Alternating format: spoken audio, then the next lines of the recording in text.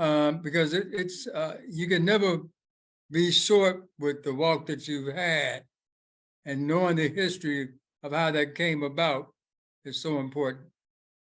You mentioned about the anti-colonialist struggle for democracy. I.e., an example is what happened in Tennessee just yesterday or day before, the expulsion of two state representatives. And the bottom line was, stay in your place. The bottom line was, speak when spoken to. The bottom line was, and this is dealing with that democratic process of democracy, where ones want to go in, fit in, be loved by, join hands with, lock arms with the colonial capitalist society that has impinged itself on killing us at the point of a gun. The breakaway, self-determination, which is it is well deemed and well written. Now I want to read something from Comrade Matsamela Odom pertaining to People's War prefaced 50 years Uhuru Anti-Colonial Struggle for Black Wellness, again by Dr. Matsamela Odom. And I'll be brief on this. Chairman Omali Yesatella of the African People's Socialist Party, APSP, declared COVID-19 a colonial virus before any states, even the titans of American liberalism, New York and California, initiated a stay-at-home orders. APSP initiated the People's War against the colonial virus and activated Project Black Ankh, the Uhuru movement's emergency response network, with nearly 80,000 deaths in the United States alone as of May 9th, 2020. As Africans, we have all lost comrades, family, and friends.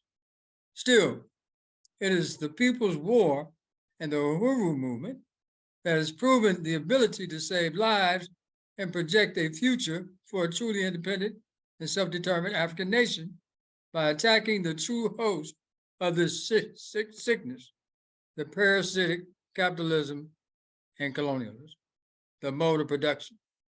With directives aimed at protecting the most vulnerable of movement leadership, as well as the international African community, the People's War began intensive outreach, educating the Africans, colonized, and other oppressed and poor people on COVID-19, the methods towards boosting immune systems, healthy eating, antimicrobial disease prevention.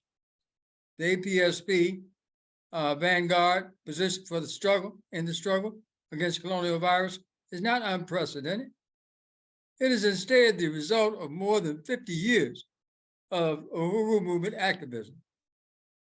In 1969, the junta of militant organizations JOMO formed the JOMO Blood Bank at St. Anthony's Hospital in St. Petersburg, Florida. The blood bank was created because of the high price of blood and vicious nature of America's capitalistic hospitals, with a pint of blood costing Africans as much as $45, which is around $300 today.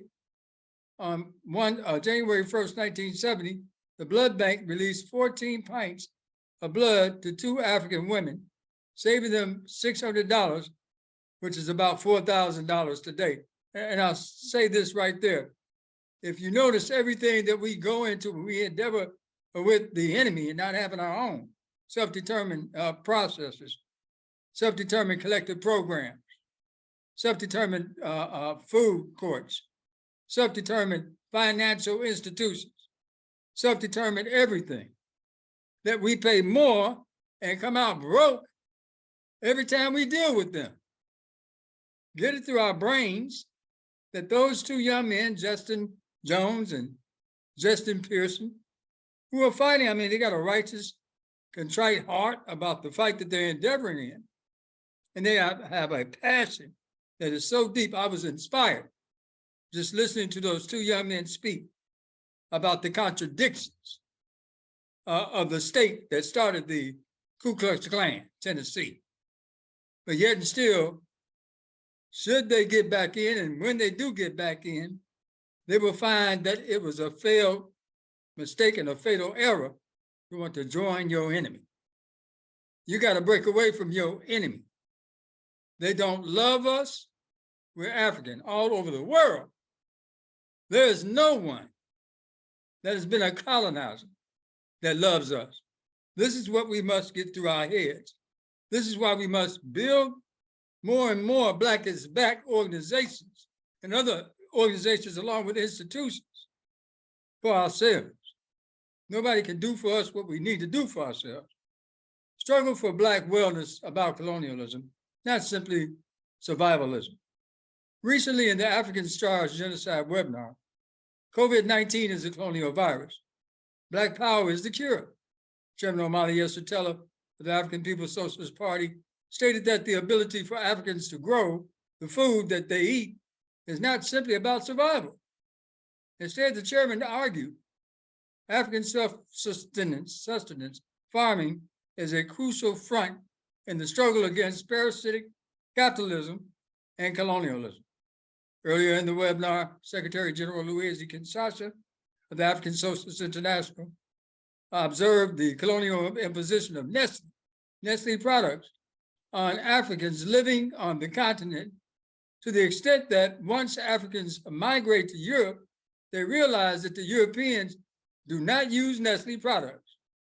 The chairman's response to a question posed by a webinar attendee underscored the comments by S.G. Louisiana.